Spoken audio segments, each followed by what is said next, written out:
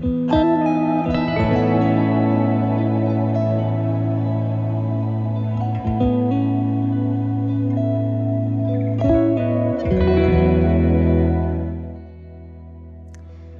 everyone, welcome to the Let's Get Deep podcast, a sacred pause in a busy world. This is where we slow down, we breathe, we reset, we reflect, and we remember who we are, which is body, soul, and spirit. My name is Lethabo, and I'm really glad that you are tuned in today. I'm glad to have you here today. If you're tuning in for the very first time, then you are really welcome. This space is all about slowing down and just reflecting deeply, but also exploring the connection between our body, our soul, and our spirit. So, before we get into today's episode, do me a favor, right where you are, just pause with me for a second. So take a pause and take a deep breath in through your nose and let it out. Let this moment meet you right where you are. Okay. So, last week we started talking about something that I believe we all need and we all long for, and that is rest. And the rest of this season also will be diving deep into the topic of rest in all facets, because I believe that we don't truly understand it and we are constantly fighting to be in a state of rest or to schedule rest in, especially in this busy world, in a world that is not slowing down. So, last week we explored what resting is and what it is not, as well as the 7 types of rest. And I also mentioned that there actually is an 8th type of rest. The reason why I didn't want to go into the depths of it and speaking about it is because I feel like it deserves its own episode. So, in today's episode, we're going to dive into that as well as what I refer to as the restless heart. So, it is the restless heart, and those two, meaning the 8th type of rest as well as the restless heart, they go hand in hand, because if you think about it for a second, right? Why is it so hard to slow down when we're tired? Why do we feel guilty when we rest? And what's really happening when we start feeling uncomfortable in stillness or when we decide to slow down?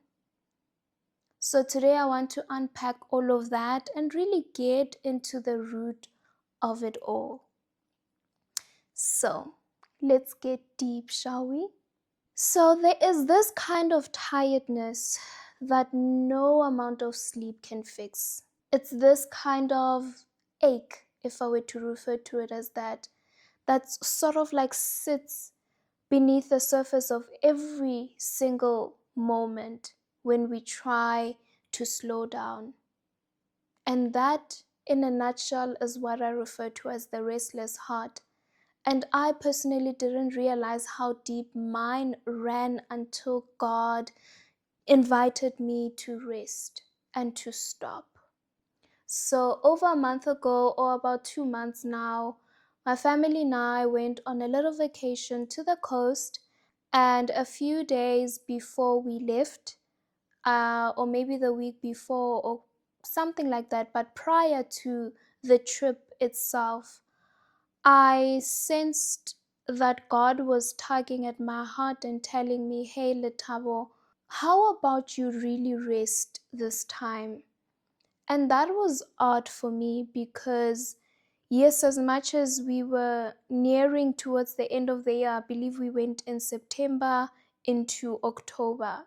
So to me, I was like, why?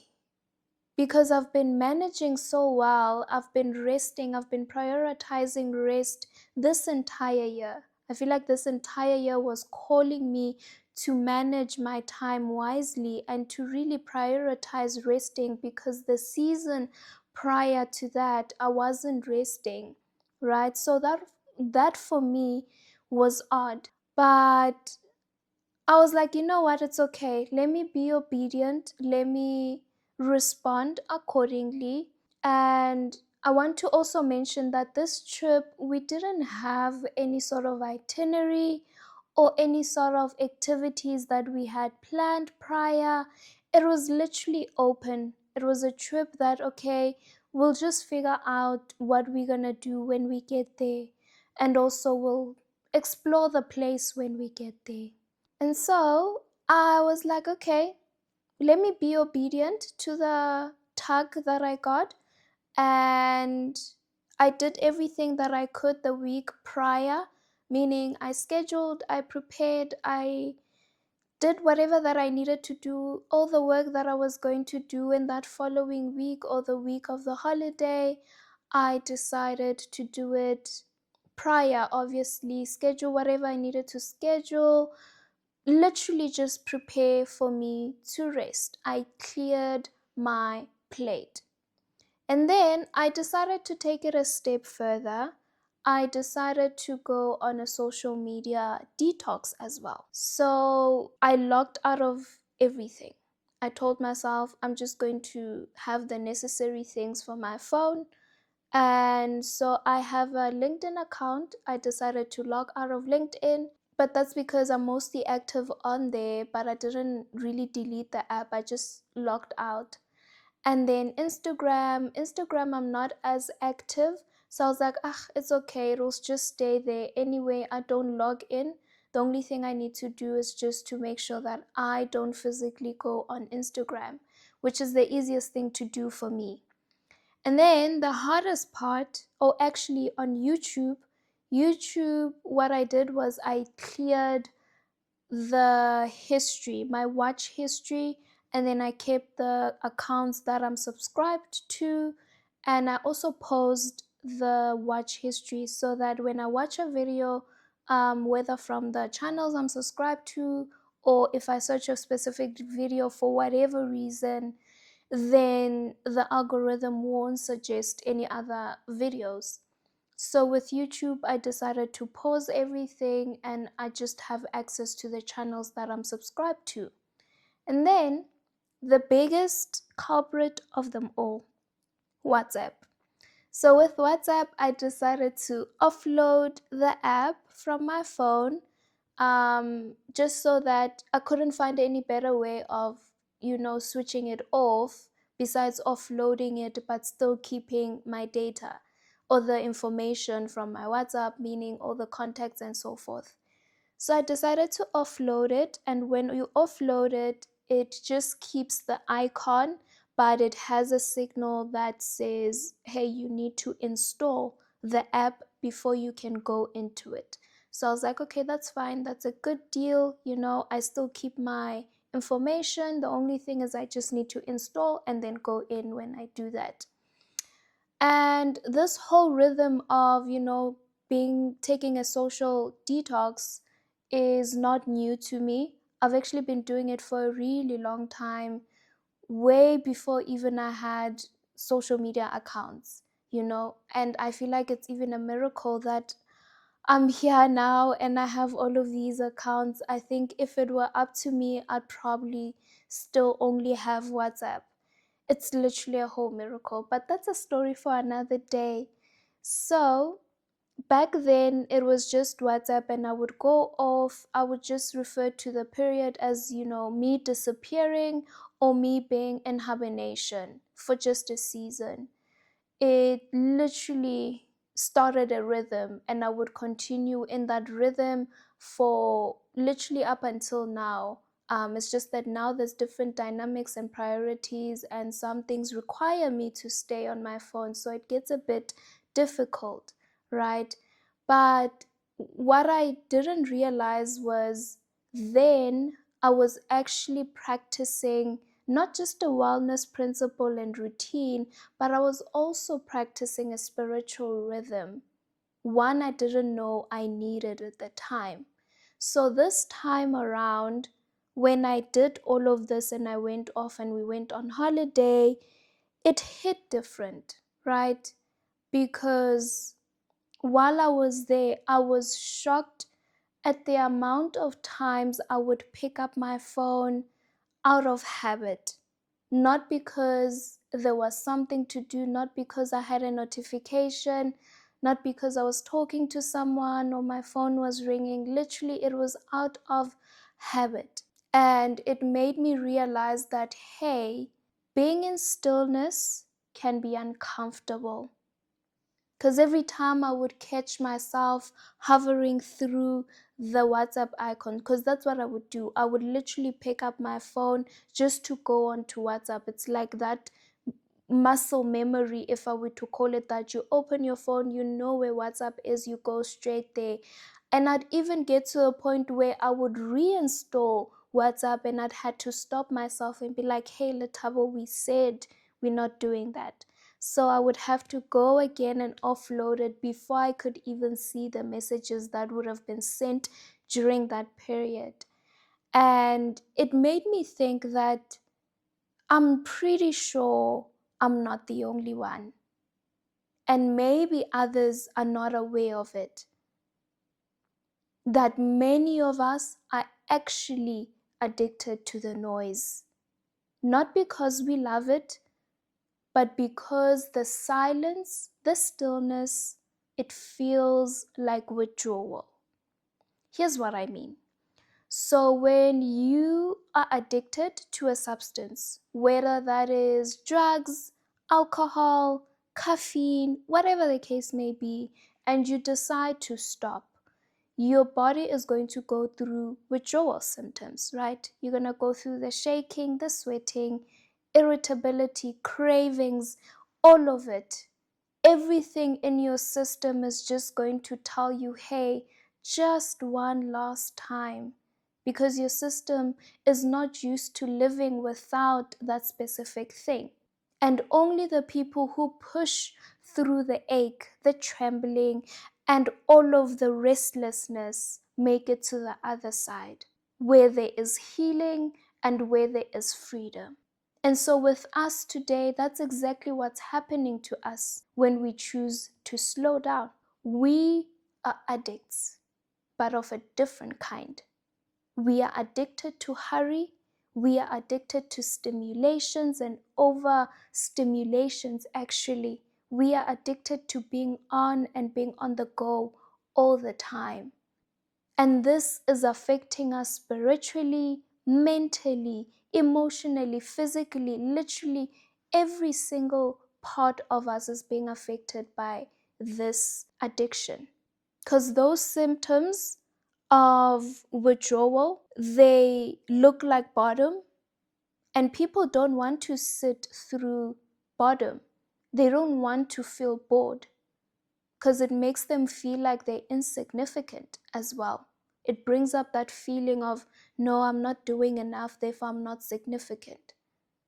And the biggest one of them all that maybe we may not admit is that it feels like death to the ego, because that's the part of us that finds pleasure and worth in doing. And that, my dear friend, is what I refer to as the restless heart. It's the part of us that confuses motion with some sense of purpose, with a sense of meaning.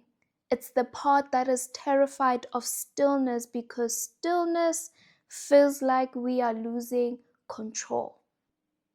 I don't know about you, but have you ever felt like, I don't know, that quiet exhaustion? It sort of lingers and doesn't go away even after you sleep. You rest, but your mind keeps spinning.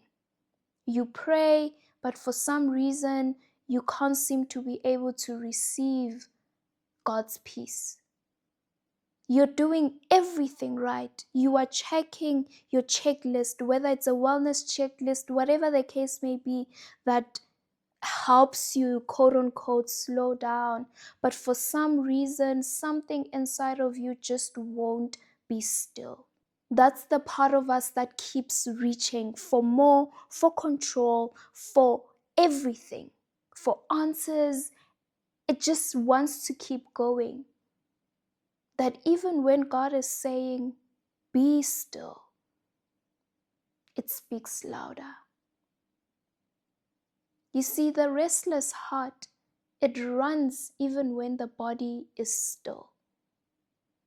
It plans the next step while God is trying to teach us how to stay here and now. It's the part of us that when we go on vacation, we're still thinking about that project that we need to finish. We're still thinking about that work that we need to get to when we get back. We're still worried about other things, and we end up not resting. It's that little ache and that little voice that says, once I get there, I'll finally be okay, or I'll finally rest. But that there keeps moving. We never really get to that place, wherever there is. But what if the very thing that we fear losing control of is the very thing God has been trying to heal all along, especially in this day and age? So I have been trying to figure out the reason for this rush.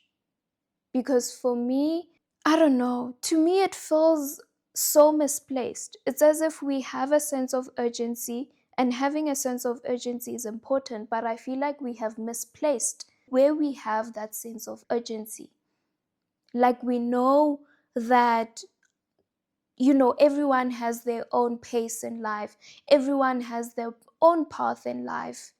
We know that life is a series of valleys and mountain peaks and so forth, and that every valley prepares us for the next mountain peak. But for some reason, we are just bound to busyness. I won't even start on comparison. Psychologists have even named this as the hurry sickness. It's the constant need to move and to move faster all the time, to fill every single gap in our schedule, with activity, with scrolling, with binge watching, with everything. And here's the fascinating part. So I came across a study, an experiment from the University of Virginia.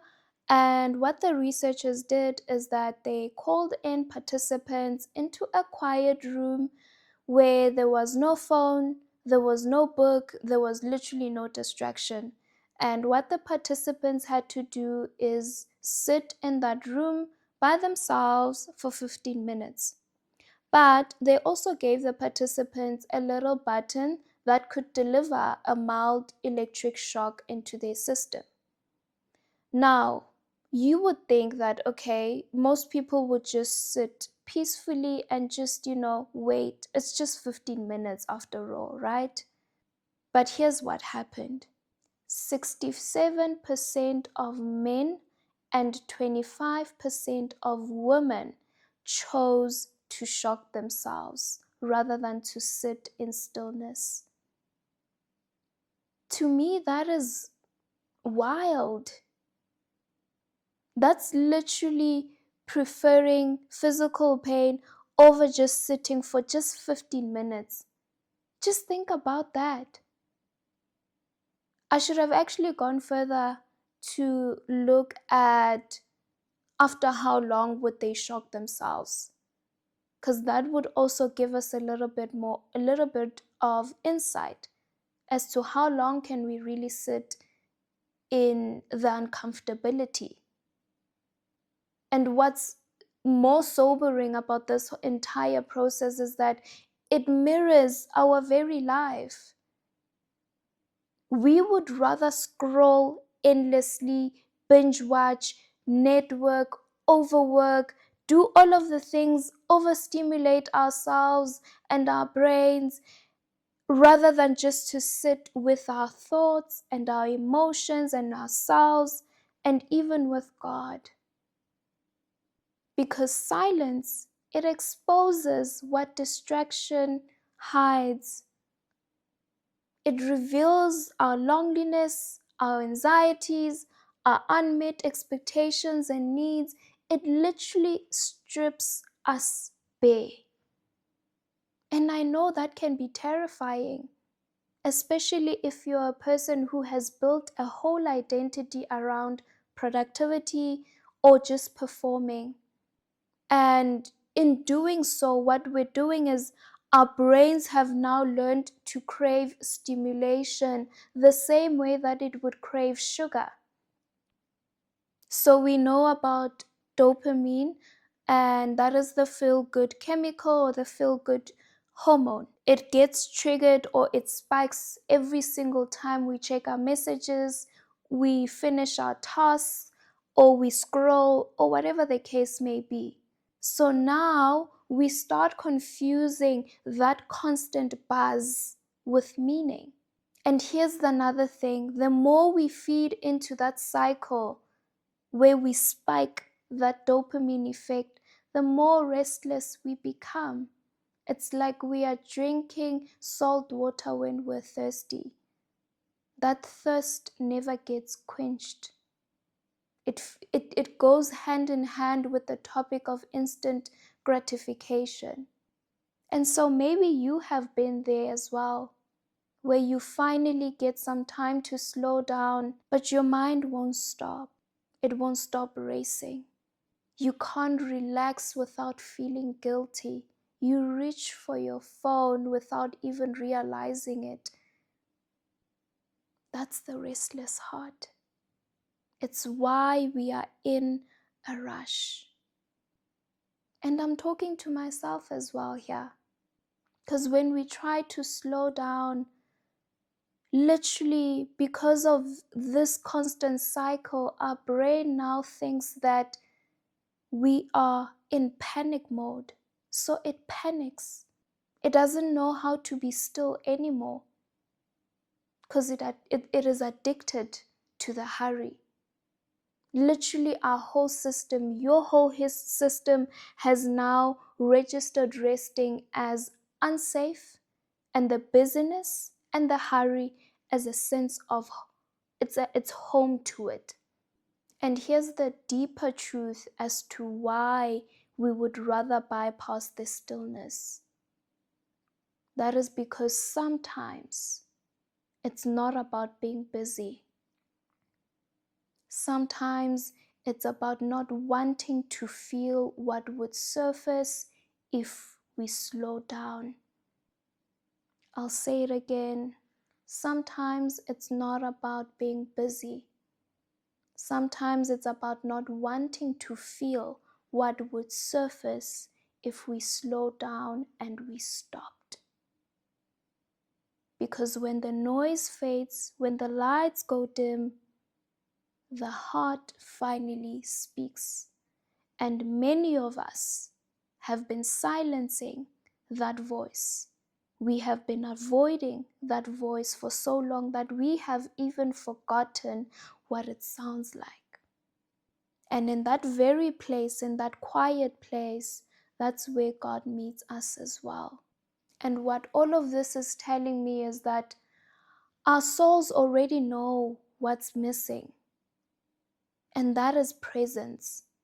I didn't realize how addicted I was to hurry until the silence made me fidget with my phone. I wasn't aware.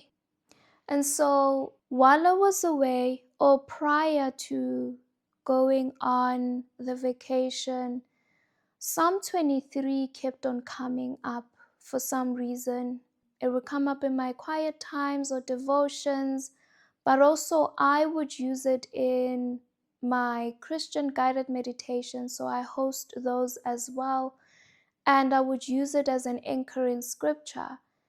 But while I was away as well, it came up, and we all know the part where it says, He makes me lie down in green pastures, He leads me beside still waters, He restores my soul.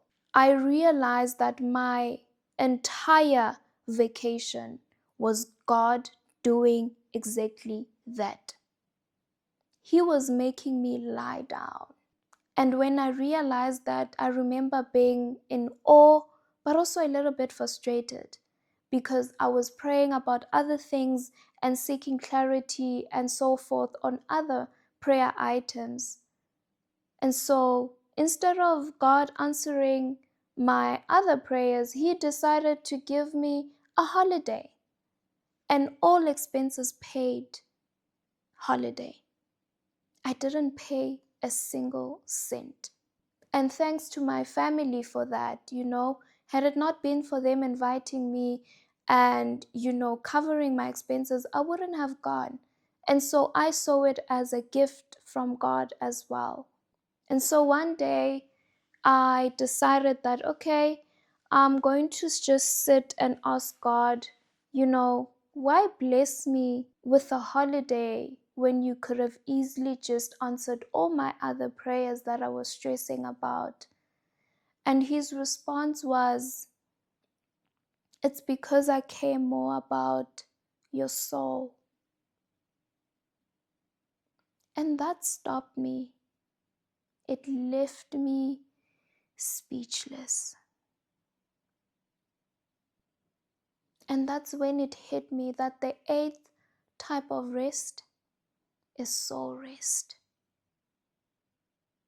This is not the type of rest that you plan or you schedule. This is when God Himself leads you, not the one that you earn, not a nap, not a weekend away. It's when He Himself becomes your rest. It's when all the striving stops.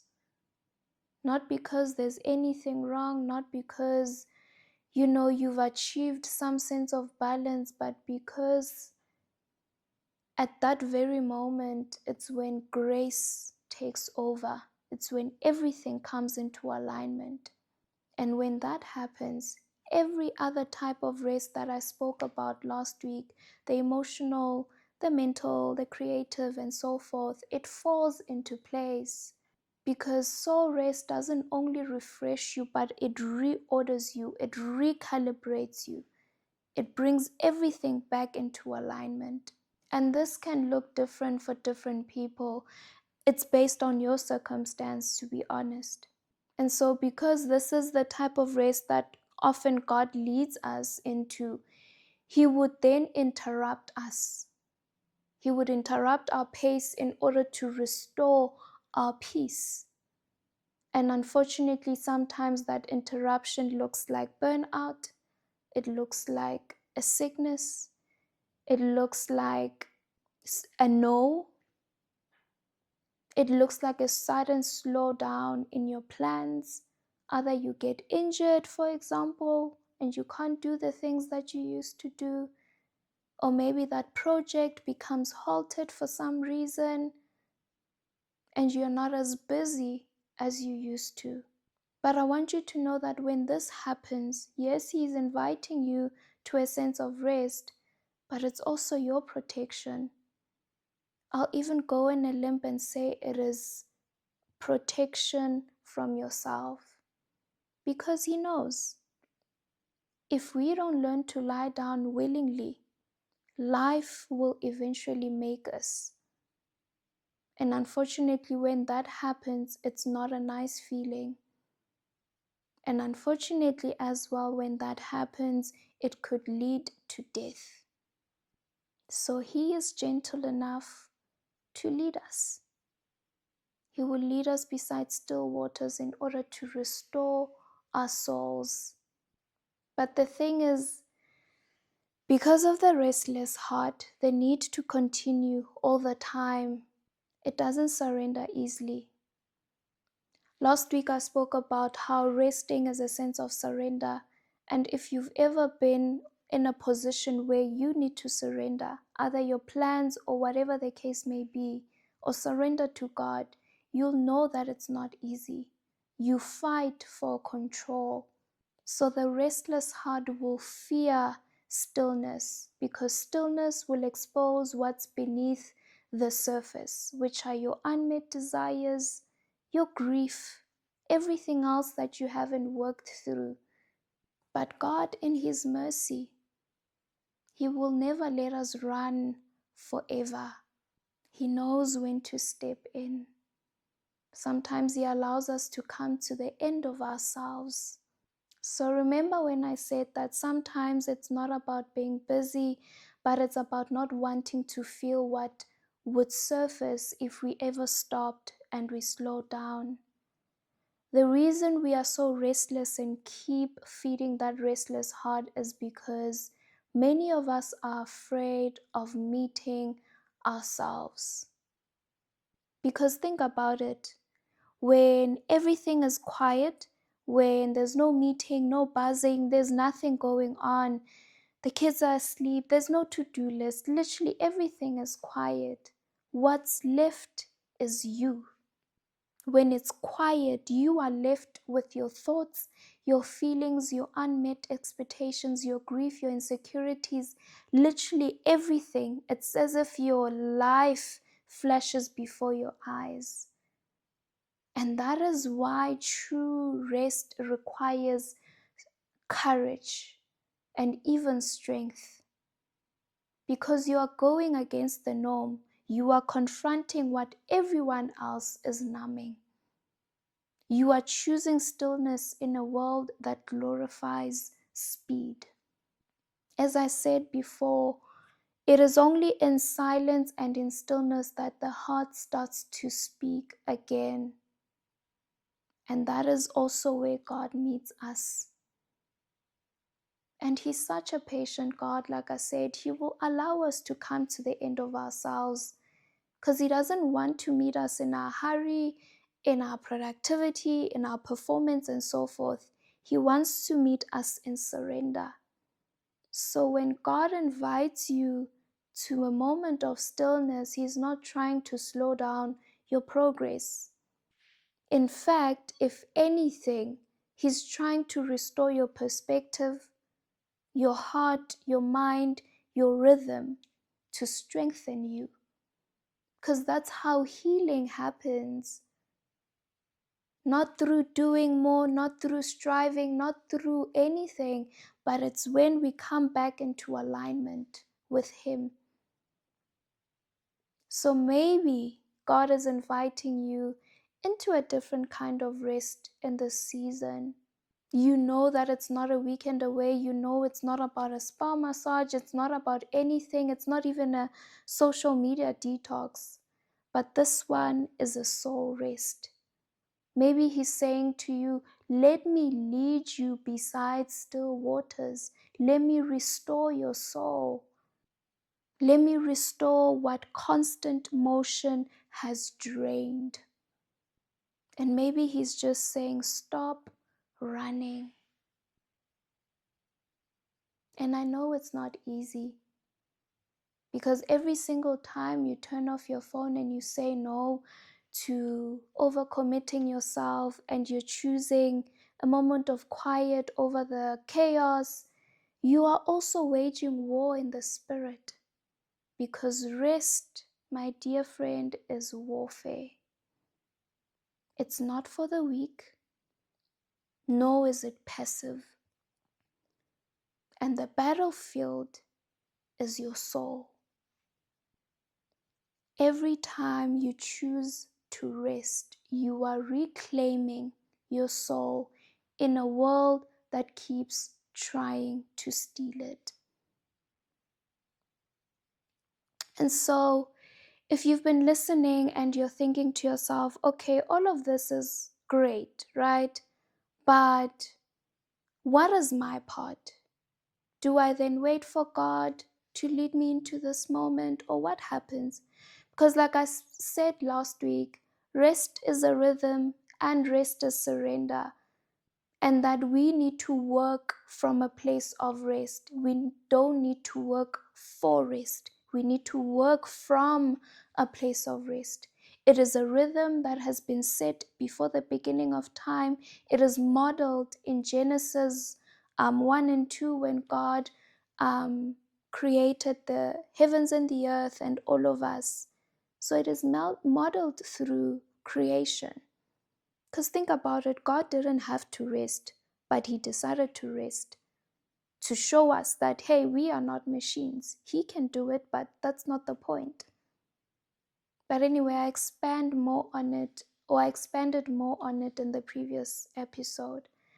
And so I came up with 3 simple rhythms that you can start just to make sure that you live from a place of rest, and you make sure that you sort of try to practice the 8th type of rest, even though it is God leading you to it. This is where you may have moments of surrender, and He meets with you there.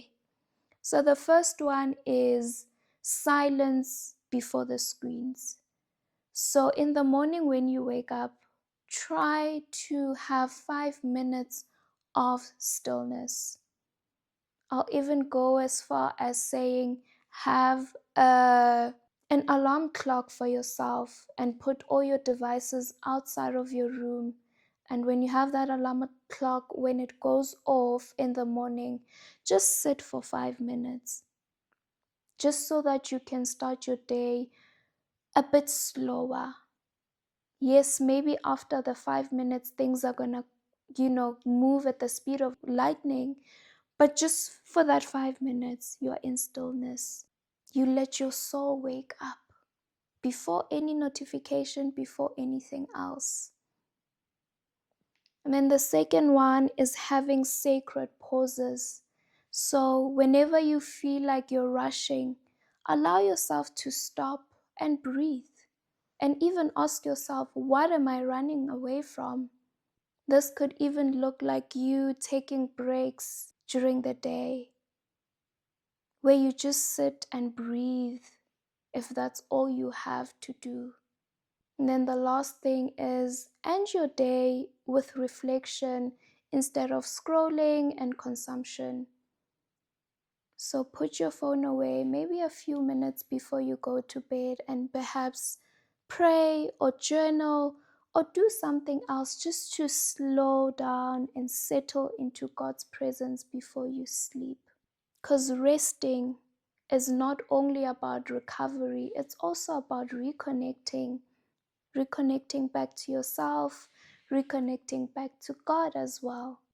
And maybe the cure to that restless heart is not about doing more or having a checklist of resting items, but it's really remembering who our rest comes from. Because peace doesn't begin when life slows down. It begins when our soul finally slows down. And this is how you can have peace in the midst of the chaos, because your soul will be anchored. And so, before we end, I wanted to lead you into a guided meditation, if I were to call it that, but I think it's more fitting for me to rather allow us to sit in a moment of stillness. Take it as me extending God's love and God's peace unto you. If you're listening, just, allow yourself to be in this moment. If you're able to perhaps even close your eyes.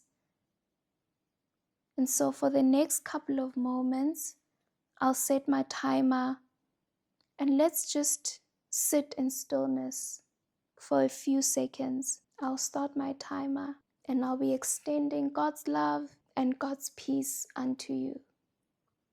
So I'm starting it now. Just settle, be relaxed. Close your eyes if you need to. Okay.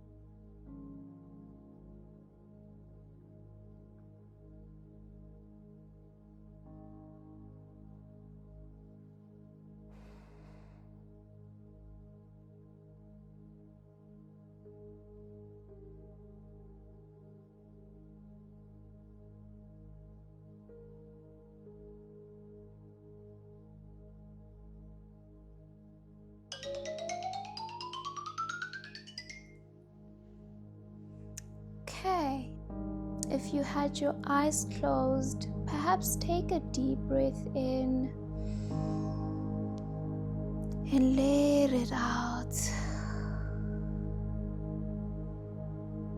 And you can open your eyes now.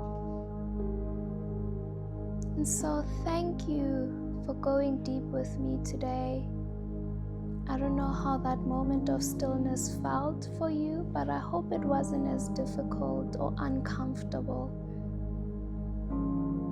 And so if you found this episode very beneficial for you and it spoke to you, then share it with someone that you know will benefit from it as well. Someone you know that has been running empty and is feeling depleted.